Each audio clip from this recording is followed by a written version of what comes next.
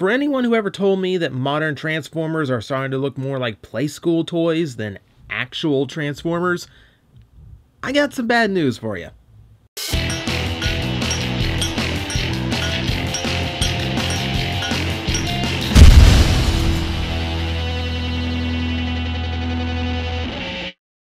So here's an interesting one from the latest wave of Transformers R.I.D. figures. Meet Blurr, originally from the Rescue Bots toy line. Yeah, they actually got the promotion to one of the main Transformer lines, which was actually one of his goals in the show if you saw any of his episodes, which is kind of strange. But hey, glad he made it, because this is kind of interesting. For as long as Rescue Bots has been around, and even the Play School Go Bots, they have never actually made the jump to one of the more serious lines, if you can call R.I.D. serious, that is. So Blurr here is a bit of a first. He is cast mostly in white plastic, though he does have some light blue plastic going on as well. We'll see more of it in robot mode, but for now, it's mostly paint doing the job here, and wow, is the paint ever doing its job here. A lot of the light blue you see is done up in the very nice shade of blue paint. Some of the white along the side, like especially here, is paint, and so is the blue across the spoiler. He's got a ton of paint going on. I feel like this is the figure in response to everyone who ever said, yeah, there's just no paint on R.I.D. toys. It's, they all look really plain. Blurr definitely breaks that mold and that tradition. Just the sheer lines going through, all these trims of white going around the canopy, all the blue toward the back, lines going through here. I love the details. I love this. I even love this kind of throwback to the front end of G1 Blurr's hood. It works so well.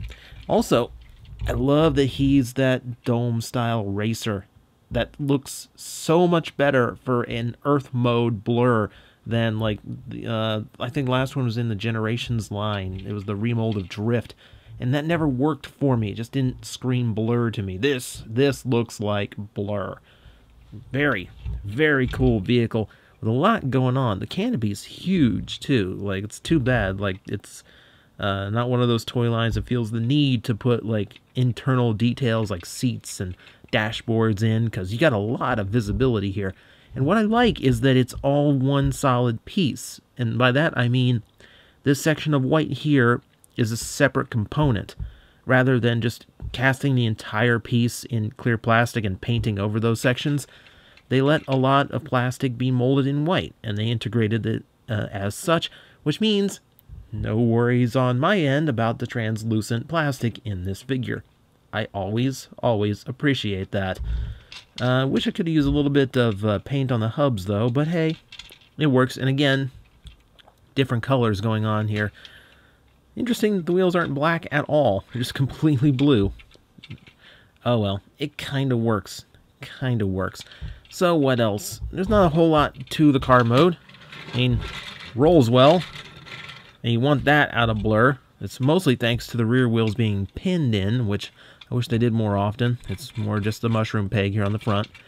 You do have some mounting points, so we might as well go and show them off with his translucent plastic blaster, which that's always the G1 style, but it never really looks that great to me. Luckily, we have another peg on the side, which allows me to peg it into one of these holes on the back, and if we do that, he looks much, much cleaner. And that's going to throw your aim off a little bit, but hey, I'm sure he can compensate. He's a big boy now. He's out of the play school aisle. So let's go ahead and get him into robot mode. We will see just how much this Blurr has actually grown up. The toy itself, well, pretty simple, because, you would expect that out of one of these figures. So, I'm going to get the arms out from this section, and we're going to disconnect the canopy. I will admit, a bit of a shell former on this one, because when, well, might as well just do it now. Just fold the whole thing up, and hey, there's his head, and all of this is getting folded to the back. Now, luckily, there's gaps and stuff specifically on the back side to fit all of this together, and then fold everything up, and it tabs together nicely, so you do have that. But yeah, it's just half the vehicle just folds up behind him. It's a little bit weird. Rotate the forearms around. Get those bent to see a nice elbow. We'll put these up. Get that across. And then the legs. Need to tab those apart. Get to the back here where the ankles are big double hinges that we need to pull the feet out of. Just like that. Nothing too complicated or too hard about it. I guess being based on a rescue bot will do that to get Blurr into his robot mode. And right off the bat, I can definitely see the rescue bot in him, especially if you look at his TV show contemporary design. While his original toy and his show are more of a dark purple or like a dark indigo color, here definitely the G1 Blurr colors just screaming through this. Ironically, better Blurr colors than the Generations release, the Titans Return release right now. It's the head where you can really see the rescue bot in him. It's not quite his rescue bot head design, but it's definitely there. Those big eyes are what does it. That's what really gives him that look of the rescue bot series. It's not a bad thing. It definitely makes him stand out. It gives him that unique vibe. And there's something really cool about, you know, that the kid series figure kind of growing up. Almost like the kid who watched Rescue Bots grew up a little bit and can reconnect with one of his favorite characters in R.I.D, which is kind of an awesome thing.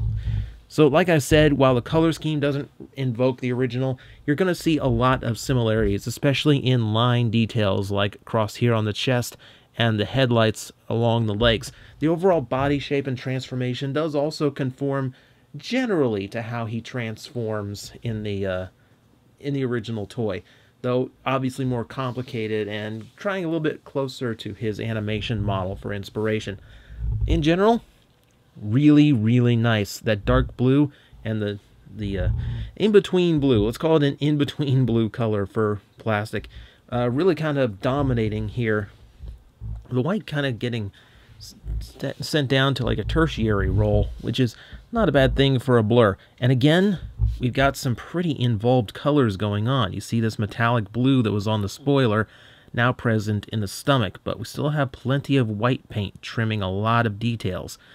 Very, very nice. And of course, since a lot of this is from his robot mode, or is from his vehicle mode, rather, we still have plenty of paint designs and details going all over this guy. Very, very nice. And what also I like about the figure is he doesn't have quite as much of a cheap feel to him as R.I.D toys tend to do. He feels a bit more solid in some areas, especially in things like the forearms, where he does not have a hollow side present on them. I guess that's thanks to his transformation calling for them to be rotated around, but it's still appreciated, and it still makes him look a little bit better and make him feel a little bit more solid. Now granted, the back of his legs, because of transformation, are hollow, and of course plenty of hollow space in the back, but hey, what can you do? Still, he still feels nice, and that's the important thing here. The canopy just cleans things up very nicely. Overall, I'm still really impressed by this guy. So, does that translate to the articulation? Well, we can find that out. Head has a nice range all the way around, up and down, left and right. So, ball joint on translucent socket, a little bit concerning. But still, the head for now works pretty well. I like the tilt you can get out of it. A little bit curious looking. Shoulders, you got a little bit of a hinge toward the torso. That's mostly a transformation element. For the most part, the ball joint has good range, good movement, but it is a tall shoulder, which means it's going to whack into a few parts like the head and the canopy on his back in certain positions. Full bicep rotation, which is good. 90-degree elbow. Nice. Nothing in the wrist, unfortunately. Nothing in the waist either, but hips work plenty. Plenty of range in the hips. Do we have a thigh rotation? It'd be weird on this toy, but yes, we do. It's not much of one. You see, because it's got this really tall, for some reason, this really tall section for the thigh, and then the inner piece that's the actual part that rotates. And that's his leg coming straight off. That's not good. Knees. Great bend on the knees, thanks to that hollow section in the back. And nothing really in the ankle. Back and forth rock, but that's about it. I will say, joint quality-wise, he is pretty solid all the way around, except for some reason my right knee is just a little bit looser than the others. Not a terrible amount, but just enough to bug me a little bit. Still, the Speedster gets plenty of articulation for his toy line. I'm pleasantly surprised, and I'm quite satisfied with what he can do. A Speedster like him, I definitely look for more articulation than normal, but I think he does just enough. He does just fine. And then there is, of course, the fact that we can still weaponize him with his blaster. And it's not a bad design. The translucent element to it is a little bit strange. It gives it more of like an energy weapon vibe, and it is hollowed out on one side, but the clear plastic means it's hard to tell, really. I know, it kind of works. It kind of works for him. So, at least he has a nice-looking gun. I can give that credit, at least. R.I.D. does generally pretty good at remembering to accessorize their guys. So that, my friends, is Robots in Disguise Blurr. I'm pleasantly surprised by him. He is a very simple toy to transform, but exceptionally well painted for the R.I.D. line, looking really great and really dynamic. I feel like what he lost in budget on part count and engineering, he more than gained in detailing, which is what a lot of people do complain about when it comes to this toy line. So, hey, they are trying. They are trying. In general, if you see it, I could probably safely recommend it. He's one of the stronger cars in the line, especially since the first waves of this, not the strongest. It's good to see that the line's getting better.